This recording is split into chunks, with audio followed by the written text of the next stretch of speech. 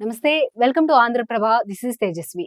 ఋషికొండ భవనాల చుట్టూ వస్తున్న వార్తలపై వైసీపీ నేత మాజీ మంత్రి గుడివాడ అమర్నాథ్ స్పందించారు. ఆ భవనాలను ఎలా ఉపయోగించుకోవాలన్నది ఆలోచించడం మానేసి దానిని ఇంకా జగన్మోహన్ రెడ్డి ఇల్లుగానే చిత్రీకరించడాన్ని మానుకోవాలని టీడీపీ నేతలకు సూచించారు. విశాఖను తాము ఎగ్జిక్యూటివ్ క్యాపిటల్ చేయాలని అనుకున్నామని, కానీ అనేక అడ్డంకులు సృష్టించారని ఆగ్రహం వ్యక్తం చేశారు. తాము మళ్లీ అధికారంలోకి వస్తే విశాఖ నుంచే పాలించాలని అనుకున్నామని, ఐఏఎస్ అధికారులతో కమిటీ వేసిన తర్వాత ఋషికొండలో భవనాలు నిర్మించినట్టు పేర్కొన్నారు. ప్రభుత్వ ధనం దుర్వినియోగం గురించి మాట్లాడాల్సి వస్తే 2014 నుంచి 2019 వరకు జరిగిన దానిపైన మాట్లాడాల్సి వస్తుందని పేర్కొన్నారు. తాము ఇప్పుడే విమర్శలు చేస్తే అధికారం కోల్పోవడాన్ని జీర్ణించుకోలేక చేస్తున్నామని అనుకుంటారనే అలాంటి విషయాల జోలికి పోవడం లేదని తెలిపారు. నగరానికి రాష్ట్రపతి, ప్రధాని, గవర్నర్ లేదంటే ఇతర ముఖ్యులు వస్తే ప్రైవేటు హోటళ్లలోనో మరెక్కడో ఉంచాల్సిన పరిస్థితి వస్తోందని, ఇప్పుడు ఋషికొండ భవనాలను వారి ఆతిథ్యానికి వాడుకోవచ్చని వివరించారు. దీనిపై ఇంకా రాద్ధాంతం తగదని హితవు పలికారు. ప్రజలిచ్చిన అధికారాన్ని తమ కంటే మంచి చేయడానికి ఉపయోగించాలని, ప్రజలను ఇలా తప్పుదోవ పట్టించే చర్యలకు ఉపయోగించొద్దని అమర్నాథ్ హితవు పలికారు.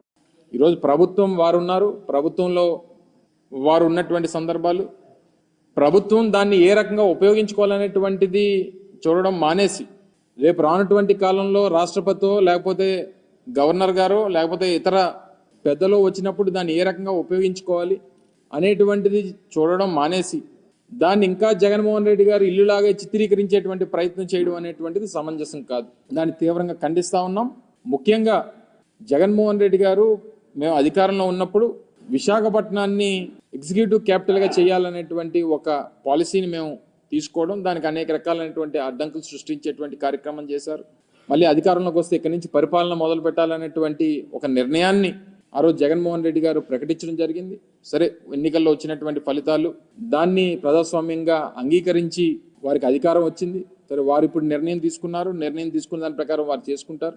విశాఖపట్నం అనేటువంటిది ఉమ్మడి రాష్ట్రం ఉన్నప్పటి నుండి, హైదరాబాద్ రాజధానిగా ఉమ్మడి రాష్ట్రానికి ఉన్నప్పటి నుంచి రెండో అతిపెద్ద నగరంగా అభివృద్ధి చెందినటువంటి ప్రాంతం విశాఖపట్నం. దానికి సంబంధించి గతంలో మేము ప్రభుత్వంలో ఉన్నప్పుడు ఒక స్టేట్ గెస్ట్ హౌస్ మన భీమిలి రోడ్లో దగ్గర నిర్మాణం చేయాలని చెప్పి నిర్ణయం తీసుకున్నప్పుడు కూడా దాని మీద కూడా కోర్టులో కేసులు వేసి దాన్ని అడ్డుకునేటువంటి ప్రయత్నం చేశారు. జగన్మోహన్ రెడ్డి గారు విశాఖపట్నానికి రాజధానిగా ప్రకటన చేసిన తర్వాత ఆ నిర్ణయంతో ముందుకు వెళ్ళాలనేటువంటి ఆలోచన చేసినప్పుడు దాని మీద ఒక కమిటీ మేము ఆ రోజు ముఖ్యమైనటువంటి ఐఏఎస్ అధికారులందరినీ కూడా, సీనియర్ ఐఏఎస్ అధికారులతో ఒక కమిటీ వేయడం, వారు కూడా దానికి సంబంధించి ఈ భవనం అయితే బాగుంటుందనేటువంటి అభిప్రాయాన్ని తెలియజేయడం, సబ్సిక్వెంట్గా వచ్చినటువంటి రాజకీయ పరిణామాలు, ఎన్నికల ఫలితాలు, ప్రజలు తీసుకున్నటువంటి నిర్ణయాలు ఇవన్నీ కూడా చూసిన తర్వాత ఇప్పుడు దాన్ని ఏ రకంగా ఉపయోగించుకోవాలనేటువంటిది ఇప్పుడు ఉన్నటువంటి ప్రభుత్వం ఆలోచన చేయాలి తప్ప ఇంకా తీసుకుని వచ్చి జగన్మోహన్ రెడ్డి గారి మీద, వైఎస్ఆర్ కాంగ్రెస్ పార్టీ మీద బురద జల్లడం అనేటువంటిది ఎంతవరకు సమంజసం అనేటువంటిది వారు ఆలోచన చేయాలి.